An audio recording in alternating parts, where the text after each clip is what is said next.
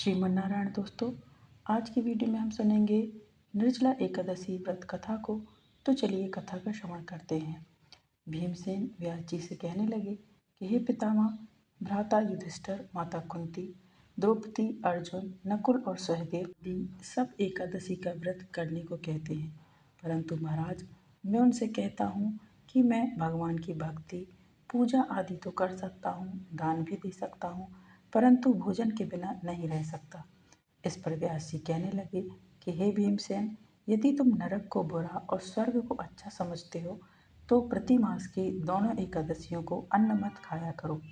भीम कहने लगे कि हे पितामह, मैं तो पहले ही कह चुका हूँ कि मैं भूख सहन नहीं कर सकता।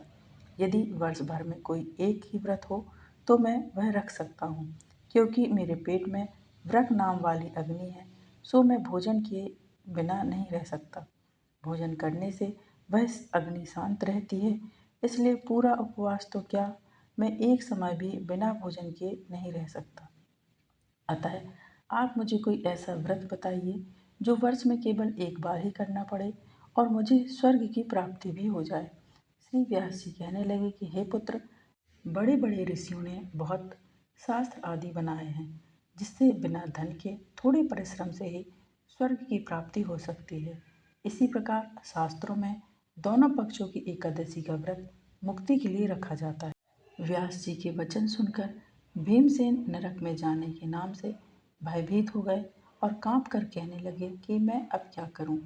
मास में 2 व्रत तो मैं कर नहीं सकता।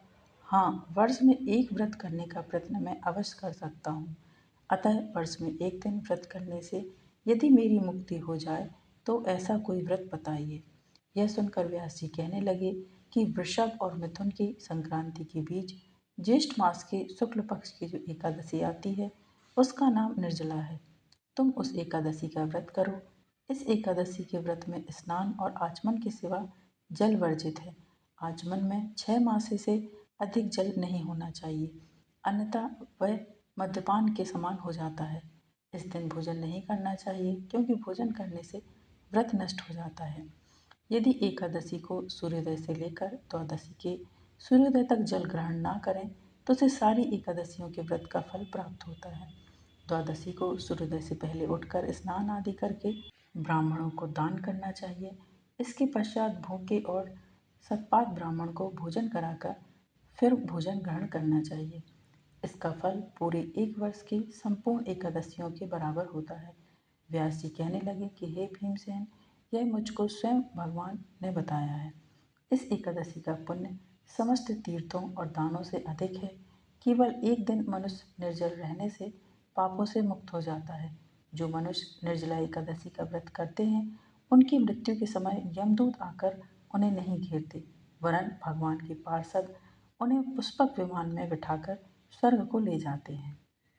अतः संसार में सबसे श्रेष्ठ निर्जला एकादशी का व्रत है, इसलिए यत्न के साथ इस व्रत को करना चाहिए। इस दिन ओम नमो भगवते वासुदेवाय मंत्र का उच्चारण करना चाहिए और गोदान करना चाहिए। इस प्रकार व्यास जी की आज्ञा के अनुसार भीमसेन ने इस व्रत को किया, इसलिए इस एकादशी को भीमसेनी या पांडव एकादशी भी कहते हैं।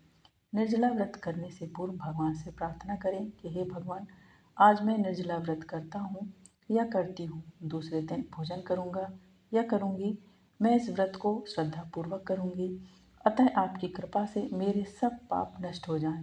इस दिन जल से भरा हुआ एक घड़ा वस्त्र से ढककर स्वर्ण सहित दान करना चाहिए।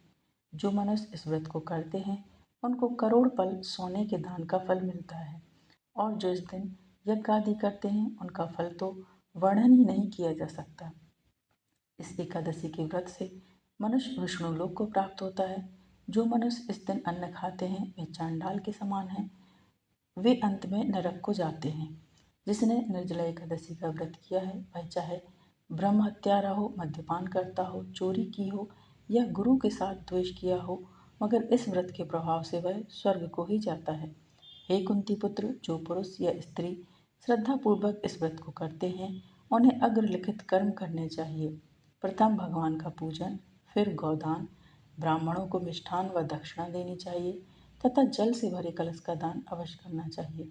निर्जला के दिन अन्न, वस्त्र उपाहन आदि का दान भी करना चाहिए। जो मनुष्य भक्तिपूर्वक इस कथा को पढ़ते और सुनते हैं उन्हें निश्चय ही स्वर्ग की प्राप्ति होती है।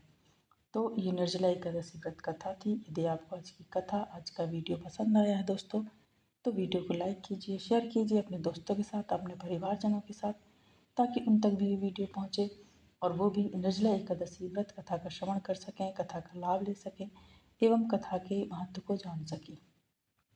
और यदि आप चैनल पर नए हैं तो चैनल को सब्सक्राइब अवश्य करें, साथ ही बेल आइकन को प्रेस करें। इससे ये होगा कि मैं कोई भी वीडियो अपलोड करूँगी तो इसकी नोटिफिकेशन सबसे पहले आपके पास पहुँच जाएगी। आगामी व्रतों एवं त्योहारों की जानकारी के लिए चैनल पर बने रहें। मिलते हैं नेक्स्ट वीडियो में दोस्तों।